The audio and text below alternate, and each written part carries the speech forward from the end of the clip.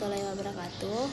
Perkenalkan, nama saya Adelia dengan nomor stambuk 202461015. Di sini saya akan memaparkan materi dari kelompok saya, yaitu kelompok 12 dengan judul materi model pembelajaran. Untuk memenuhi tugas mata kuliah Strategi Perencanaan dan Pembelajaran, dosen pengampu Bapak Muhammad Asarif Sulaiman SPD MPD. Di sini saya akan membahas tentang materi kelompok saya yang berjudul model pembelajaran.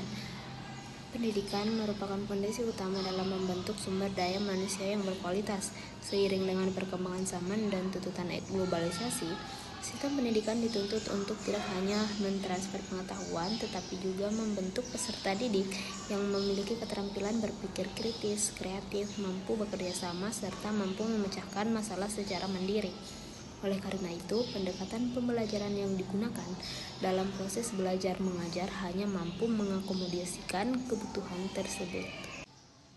Sebagai respon terhadap berbagai kelemahan pendekatan tradisional, muncullah berbagai pendekatan baru dalam dunia pendidikan yang menekankan pentingnya keterlibatan aktif peserta didik dalam proses belajar.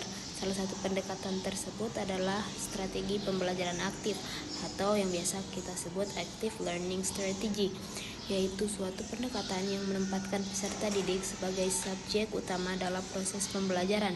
Melalui strategi ini, peserta didik tidak hanya mendengarkan atau mencatat, tetapi juga dilibatkan dalam kegiatan yang mengharuskan mereka berpikir, berdiskusi, menganalisis, berkolaborasi, dan mengomunikasikan ide. Strategi pembelajaran aktif berakar dari teori konstruktivisme yang menyatakan bahwa pengetahuan dibangun secara aktif oleh peserta didik berdasarkan pengalaman dan interaksinya dengan lingkungan. Pembelajaran aktif sendiri merupakan suatu pembelajaran yang mengajak siswa untuk belajar secara aktif.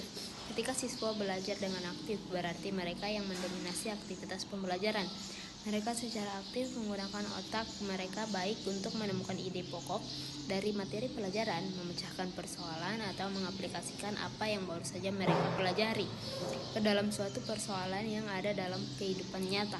Selain itu, dapat pula diartikan sebagai anutan pembelajaran yang mengarah pada pengoptimalisasian pelibatan intelektual dan emosional siswa dalam proses pembelajaran untuk diarahkan ke membelajarkan siswa bagaimana memperoleh atau memproses perolehan belajarnya tetap tentang pengetahuan, keterampilan, sikap, dan nilai.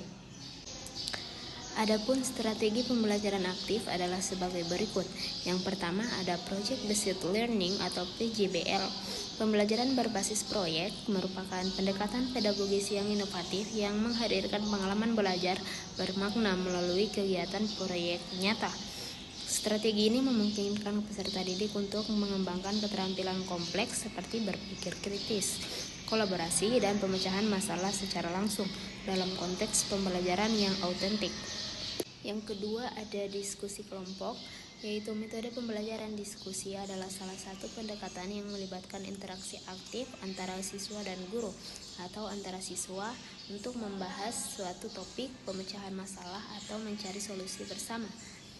Menurut Hamdani 2020, diskusi adalah proses pembelajaran yang memungkinkan siswa bertukar pendapat, mendengarkan gagasan orang lain, dan menyampaikan ide mereka secara bebas dalam suasana yang terbuka. Metode diskusi didasarkan pada teori belajar konstruktivis yang menekankan bahwa pengetahuan dibangun melalui interaksi sosial dan pengalaman pribadi. Yang ketiga ada Think, Pair, Share.